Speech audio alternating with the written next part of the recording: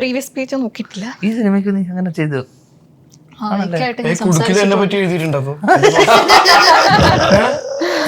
പിന്നെ ഈ സിനിമയിൽ ഞാൻ എഴുതും. മോശമായിരിക്കും, കാരണം ഭയങ്കര മോശം ക്യാരക്ടറാണല്ലോ അതില്.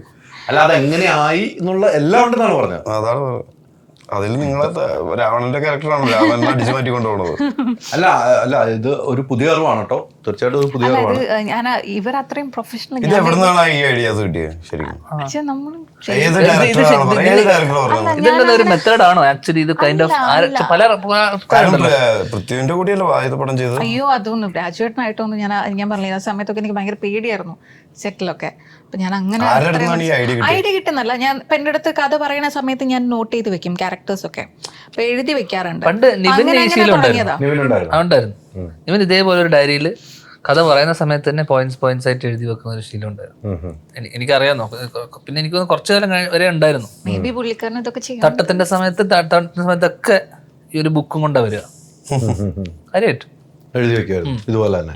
പക്ഷെ ഇത് തുടർന്ന് ഇങ്ങനെ പോവാണ്. നല്ലതാണ്, അത് നല്ലതായിട്ട് എനിക്ക് തോന്നി കേട്ടോ. ഇവർ അത്രയും പ്രൊഫഷണൽ ആണ്. ഇതാണ് പ്രൊഫഷണൽ. നമ്മള് മടിയന്മാരായോണ്ട് എഴുതാൻ പോലും സമയമില്ലാത്തോണ്ട് വായിക്കാൻ പോലും സമയമില്ല, അപ്പോഴല്ലേ എഴുതുക.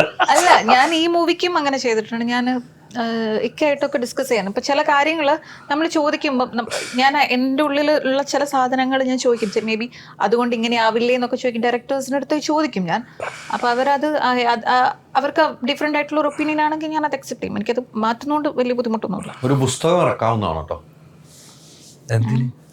കഥകൾ എല്ലാം കൂടെ വെച്ച്.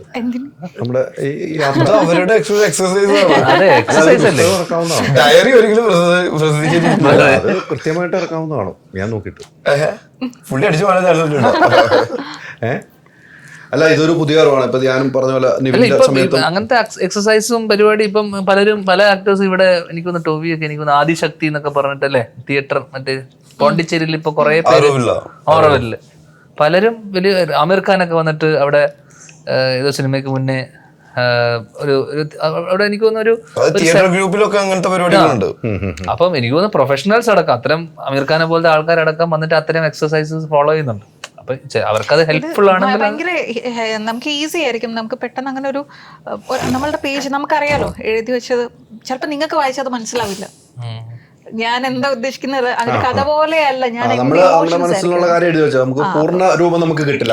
അപ്പൊ ഞാനൊരു ഒന്ന് വായിച്ചു നോക്കി കഴിഞ്ഞാൽ എനിക്ക് പെട്ടെന്ന് അത് കിട്ടും. ഞാൻ മിക്കയിടത്തും പറഞ്ഞിട്ടുണ്ട്, ഞാൻ ഒരു ക്യാരക്ടർ പ്രൊജക്ട് ചെയ്യുന്ന സമയത്ത് ഞാൻ അതിനെപ്പറ്റി എഴുതും എന്നുള്ളത്. അത് നല്ലൊരു ശീലമാണ്, തുടർന്നു പോകണം. നിങ്ങളുടെ ഡിസൈനർ ഹോം എന്ന സ്വപ്നം യാഥാർത്ഥ്യമാക്കുന്നു സാൻബിൾഡ് ഡിസൈൻഡ് ബൈ കോൺസെപ്റ്റ്സ്.